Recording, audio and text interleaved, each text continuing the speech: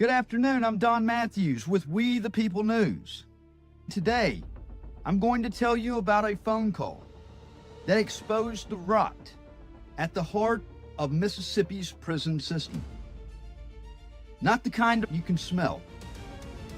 Not the kind that makes headlines when prisoners die from neglect, though that happens too. This is a different kind of decay. The kind that happens when the people we trust to run our prisons decide prisoner rights are negotiable. Good afternoon, I'm Don Matthews with We the People News. Today, I'm going to tell you about a phone call that exposed the rot at the heart of Mississippi's prison system. Not the kind you can smell. Not the kind that makes headlines when prisoners die from neglect, though that happens too. This is a different kind of decay. The kind that happens when the people we trust to run our prisons decide prisoner rights are negotiable, optional, inconvenient. On October 22nd at 3:38 in the afternoon, I made 2 phone calls to the Mississippi Department of Corrections. By 3:41, I had recorded evidence of how a government office protects itself when confronted with constitutional violations it doesn't want to fix. What you're going to hear isn't just bureaucratic incompetence. It's the sound of a system that is learned through practice, through repetition, through years of getting away with it. How to look like it's doing something while doing nothing. This is the story of a missing box. A metal box that costs maybe $50 and takes 20 minutes to install. The absence of that box enables abuse, silences victims, and makes the Constitution disappear behind prison walls. I've been investigating conditions at the Delta Correctional Facility for weeks. One problem kept coming up. Prisoners at Delta have no way to file grievances confidentially. No way to request legal help without a guard watching. No way to report abuse without handing the complaint directly to the people they're complaining about. That's a constitutional violation. The Supreme Court said in 1977 in Bounds v. Smith, prisoners retain the right to access the courts. In Farmer v. Brennan, prison officials can't be deliberately indifferent to known risk of serious harm. Your correction. I called the commissioner's office. Yes, ma'am. Can I speak with the commissioner's Got office? a woman who said, This is the commissioner's office, sir. How can we help you? and I told her everything. The missing boxes, the broken procedures, the fear of retaliation. I laid it out, point by point. I was calling to speak to somebody about the Delta Correctional Facility. I've got a friend in there. I don't want to actually disclose that person's name because they're afraid of retaliation if that were to happen. But they do not have any type of ILAP designated program over there. She said that the woman sometimes will come by on a Friday. There's no ILAP box. I know because I'm very well knowledgeable in the legal field when it comes to that. It's in y'all's policy, and it's a constitutional right that is being infringed upon with that. And something needs to be done. She said there's no box so people can put things in advance. When I finished, she said, Grievance procedures for... Hold just a moment. This is the switchboard. Hold. Well, that's why I asked for the commissioner. Jesus, you said it was the commissioner's office. Waste my time. she told me explicitly, this is the commissioner's office. After listening to documented constitutional violations for over a minute, her response was to send me to the commissioner's office. And that's where the first call ended. You've reached the voicemail. Routed to voicemail. A detailed report of systematic constitutional violations delivered to the appropriate office, acknowledged, and redirected into bureaucratic void. This wasn't confusion. This was the system, working exactly as designed. Absorb the complaint. Acknowledge just enough to seem responsive. Then make sure it never reaches anyone with the authority or willingness to do anything about it. I called back. 3 minutes later, 3:41 p.m. Department of Commission. Yes, ma'am. So here's how we're going to do it now. I asked for the commissioner's office. You could have told me that you could have sent me there, but you said you were the commissioner's office. And I go through that long spiel to find out I wasted my time. So this is Don Matthews with No, listen to me. Listen to me. I'm with We the People News. I'm with We the People News, and I'm going to run an article on this. If Thurl Kane does not get on the phone with me or call me back before 5 o'clock, I'm going to run an article. Watch what happens when you add accountability to the equation.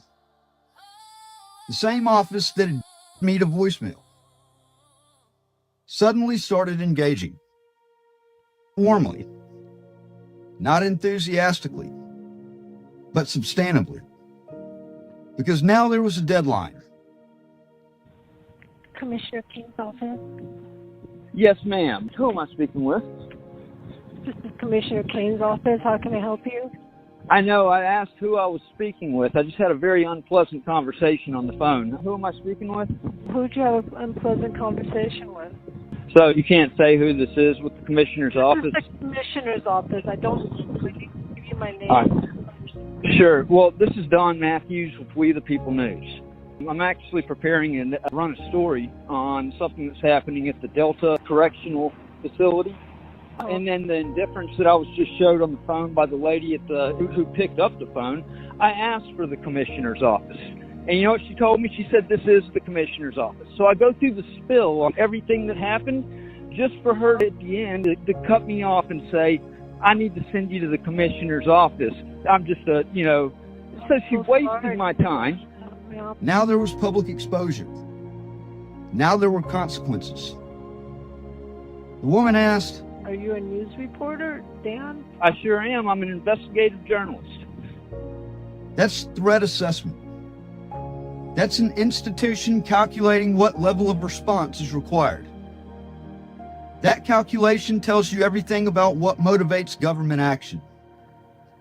Not the severity of the constitutional violation, but the potential for public embarrassment. I told her everything. I was calling actually because I've got reports of the procedure is completely broken. That a lady will come by, and it's not even every Friday, it's just occasionally. Said there's no box to put ILAP forms in. It's something that has to basically get turned into a guard. There's no mailbox for them to drop mail in. They give the mail. I don't know if that's, honestly, I don't know about the mail. That may be all right if that's y'all's procedure. But Well, I know the ILAP, I know that's a constitutional right. I know that's a prisoner's right to have access. And I know that y'all actually have it codified in a policy. The missing ILAP boxes. That's Inmate Legal Assistance Program. The absent grievance boxes. The mail system, where prisoners have to hand everything directly to guards. The fear of retaliation so pervasive that even people who haven't personally experienced problems are afraid to speak up. I got a different response. What I'm going to do is I'm going to send you to our communication. You're cutting in and out. What'd you say? Yeah, because I can barely hear you. It looks like you're driving in a car. I'm going to send you to our communication person that sits across from me. She's the one that's going to be able to, I can't really comment on it. Hold I'm on. going to send you to our communications department. Not investigation. Not immediate corrective action. But public relations. I stopped her. No, listen. I wasn't calling asking you for comment. I was calling to report an issue. Yeah, and I would like to know that the commissioner's office is looking into that, because that's something that... I'm going to have them look into the ILAP procedure over at Delta Correctional. It's not being done properly. I wrote it down already, so I will highlight it. Right. And that's what I wanted to hear, okay? That's what the people need to hear, is that y'all are going to look into that problem and not just ignore it. I don't know if it's an issue or not, but I will have someone look into it. And like I said, the mail and reporting a grievance. No, and she specifically told me that there was no specific guard. She's never had any issues over there. But she also doesn't want to be retaliated against for reporting something, and she's missed ILAP basically every time. So the ILAP procedure, there's no box. They have to hand it to an actual correctional officer. Is that what you're saying? And they're the ones that have to deliver. Okay, that's what you're hearing. Right. That's what I do. I'm going to have someone look into it, because I can't see what's going on at Delta Correctional. No, I get it. You're more or less turning it political from the standpoint of looking at it. You're having to defend. I'm not asking you to defend. I'm not putting you on any kind of... I'm not pointing any accusation. I'm going to hand it off to somebody that will actually be looking into it. I want to talk to Burl Kane. He's not in the office right now. Well, that's the thing. I would sure love to talk to... talking to Burl Kane would definitely put this issue to rest.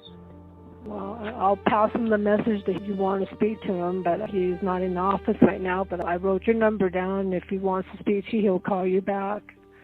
But in the meantime, I will have this issue looked into and make sure that everything is done to protocol. All right, sounds good. I was calling to report an issue.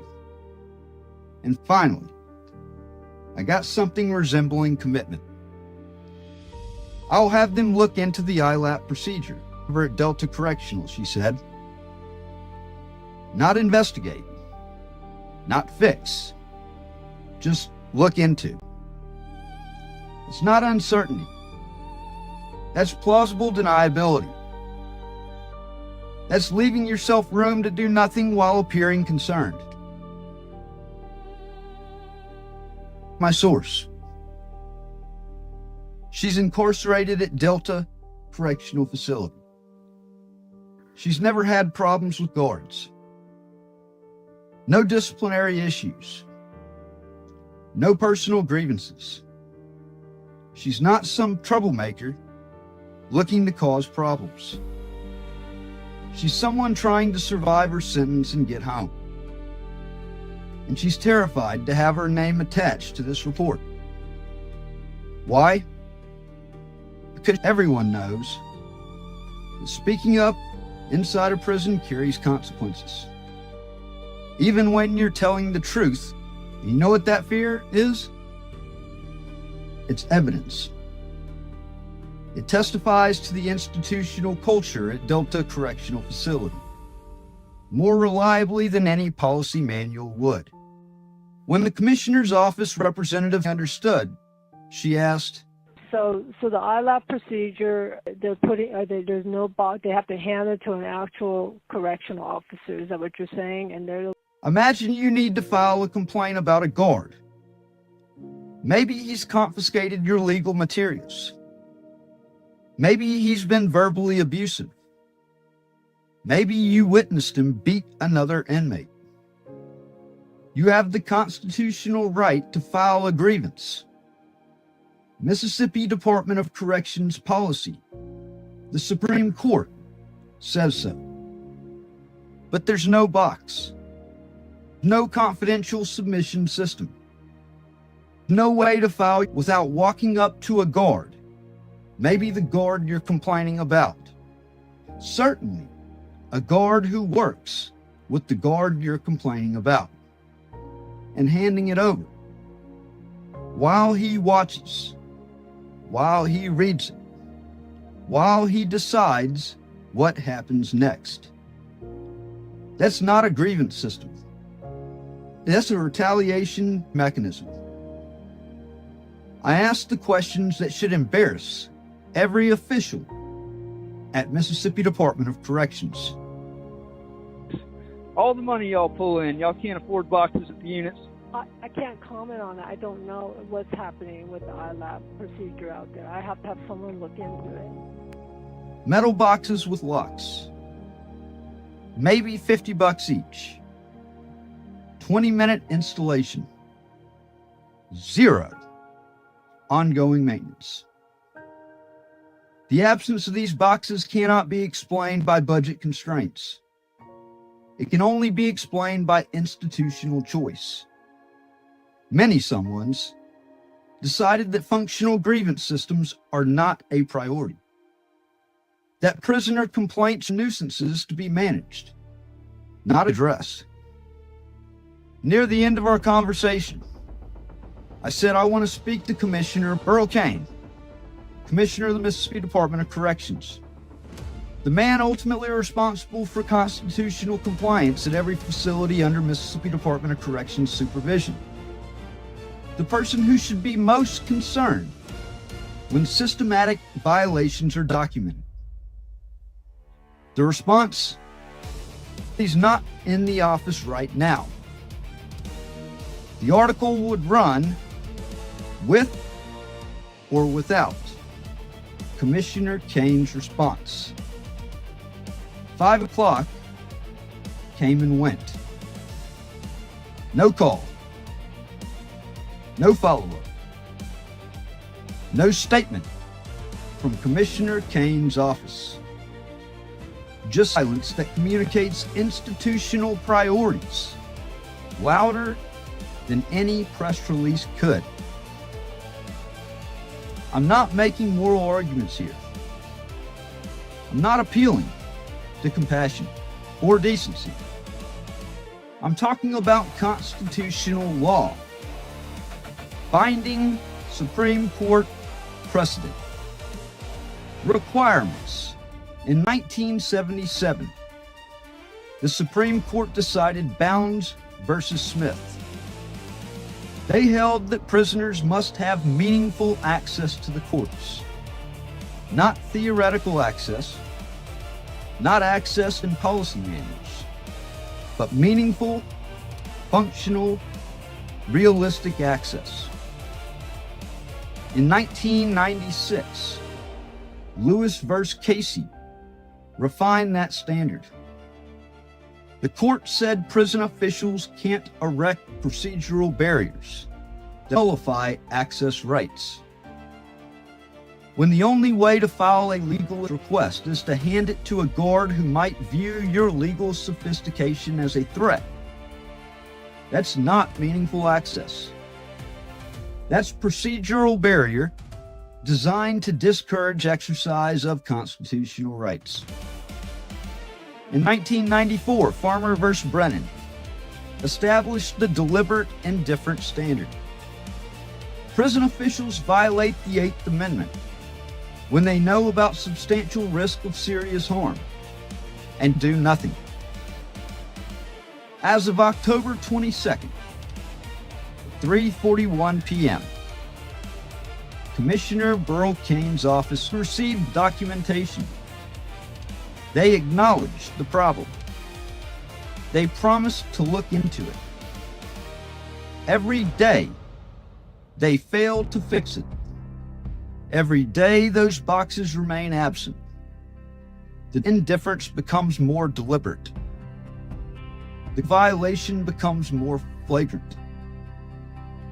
And here's the thing that should concern every Mississippian.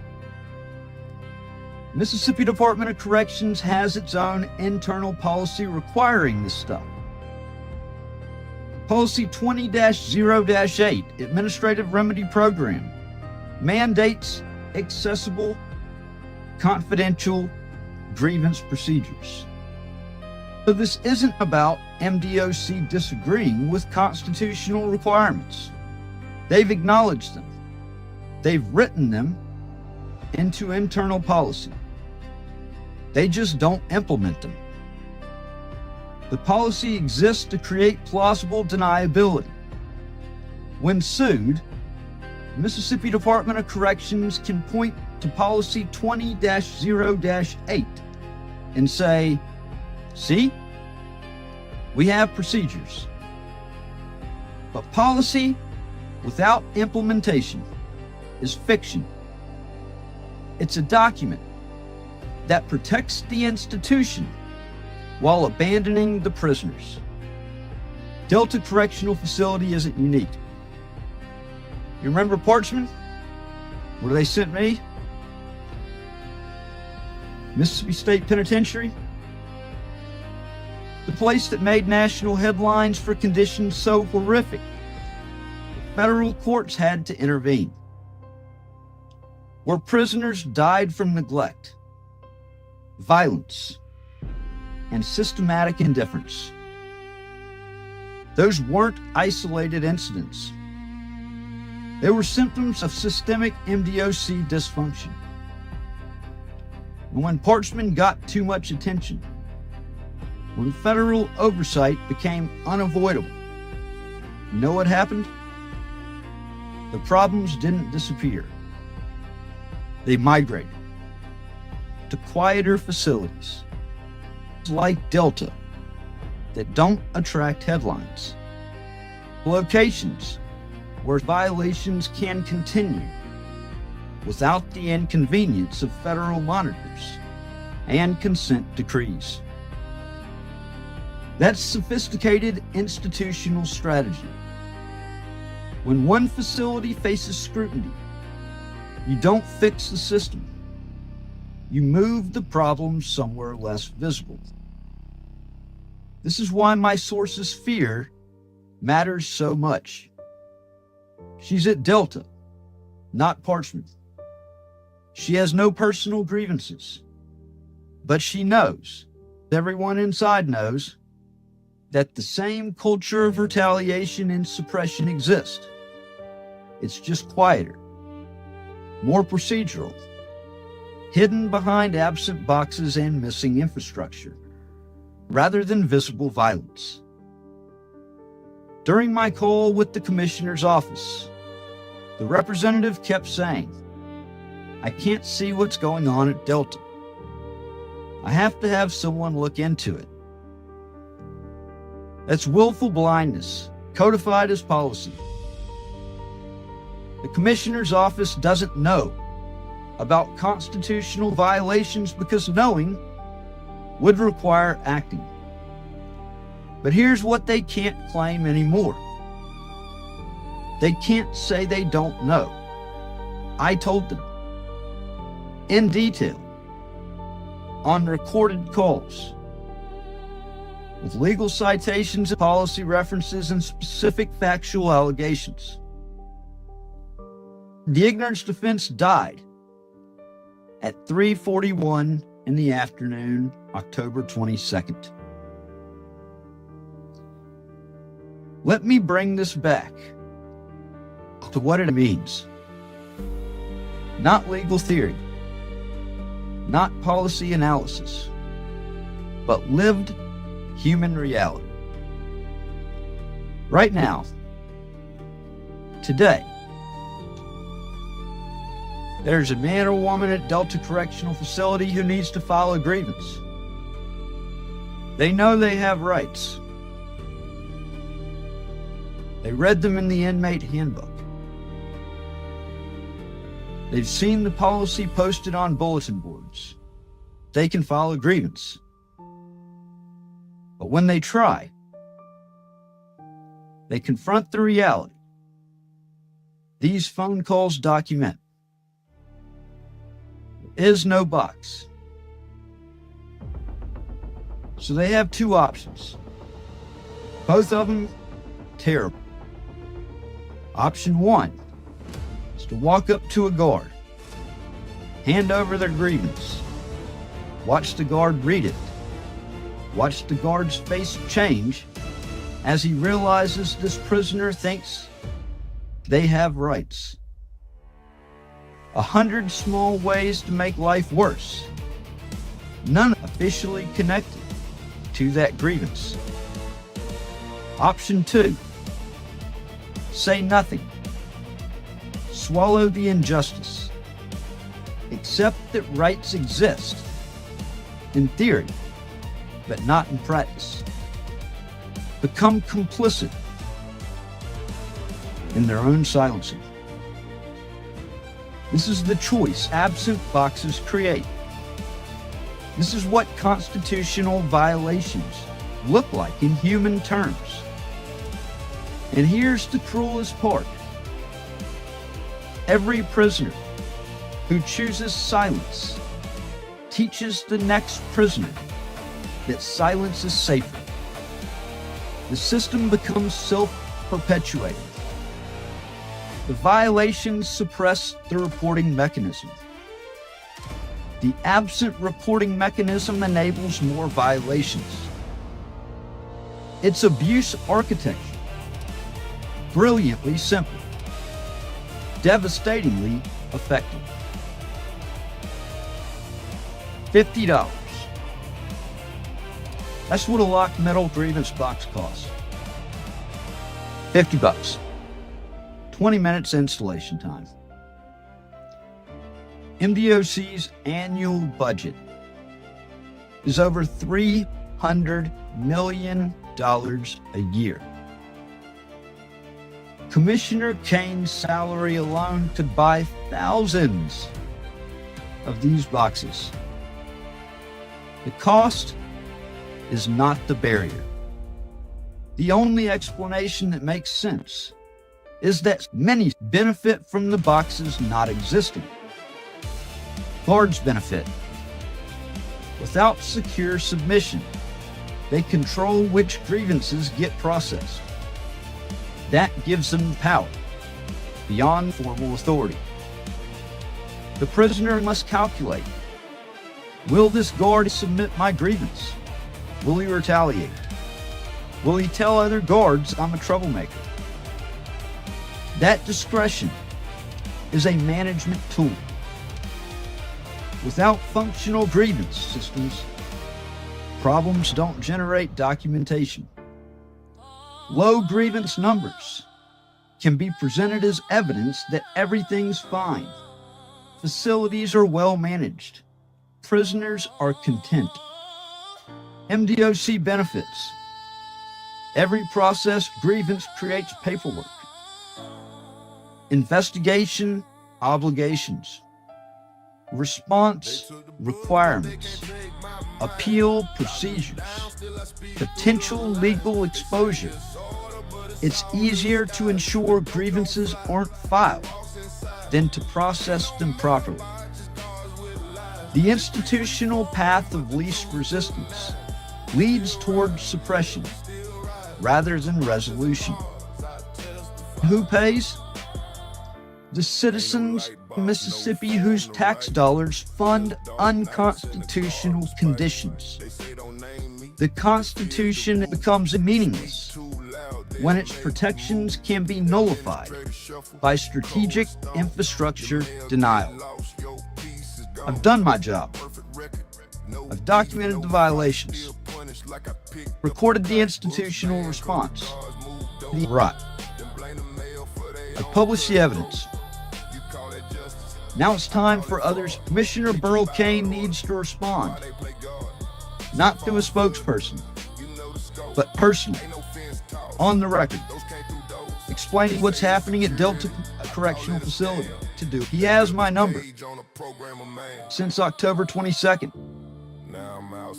The question is whether Mississippi's top correctional official cares enough about constitutional compliance to pick up the telephone. Civil rights attorneys need to look at the documented violations, the absent boxes, the suppressed grievance access, the institutional indifference captured on recorded calls. That's the foundation for federal civil rights litigation. 42 U.S. Code Section 1983. Civil action for deprivation of rights. The Department of Justice Civil Rights Division should investigate not just Delta, but the entire Mississippi Department of Corrections system. The pattern suggests statewide systematic failure. Constitutional rights don't stop at the prison gate. Prisoners are citizens, still human beings, still protected by the same founding document that protects all of us. When we allow the government to violate prisoner rights with impunity, we're not just harming them. We're weakening the constitutional framework that protects everyone. Without boxes to submit grievances confidentially, without ILAP request mechanisms that don't require guard approval, without mail systems that don't route everything through custody staff, without the infrastructure that makes rights functional, those protections become constitutional fiction. Pretty words with no practical meaning. Delta's answer seems to be no. The right doesn't exist in any meaningful sense. It exists as appearance, as plausible deniability, but not a lived reality. The Constitution's answer is different. Because if we accept that government can acknowledge rights while ensuring they cannot be safely exercised, then we've accepted that rights are optional, negotiable, subject to institutional convenience. And once you establish that principle for prisoners, the most politically powerless people in our society, how long before it expands? This story doesn't end with 2 phone calls and an article. It ends when those boxes get installed.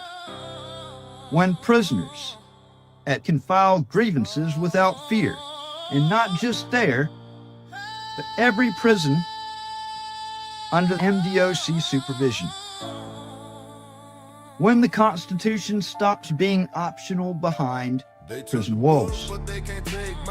Until then, I'll keep reporting, documenting. I'll keep holding up the mirror until the people of Mississippi see exactly what their corrections system has become. Because that's my job. Exposing the rot. Documenting the failures. Demanding accountability from institutions that would rather operate in darkness. The phone calls exposed the rot. Now it's time to see if Mississippi has the political will to clean it out. I'm Don Matthews with We the People News, and I'm not done asking questions. Thank you for tuning in. Share this message. Call that justice, I call that fraud. Preach about order, why they play God. Cell phones flooding, you know the scope. Ain't no fence toss, those came through doors. They say it's security, I call it a scam. They built this cage on a program of man. Now I'm outside, still feel the change. Freedom's close, but the system remains. My friend said, pick battles don't fall. But silence is prison inside these walls. So I speak for the ones who can't be heard. Every call I drop, every written word. They can lock my body, but not my drive. Bad Actors Volume 2. Stay to the buzz, but they can't take my mind. Lock me down, still I speak through a line. They say it's order, but it's all disguise. The dope don't fly, it walks inside. Ain't no mailbox, just guards with lies.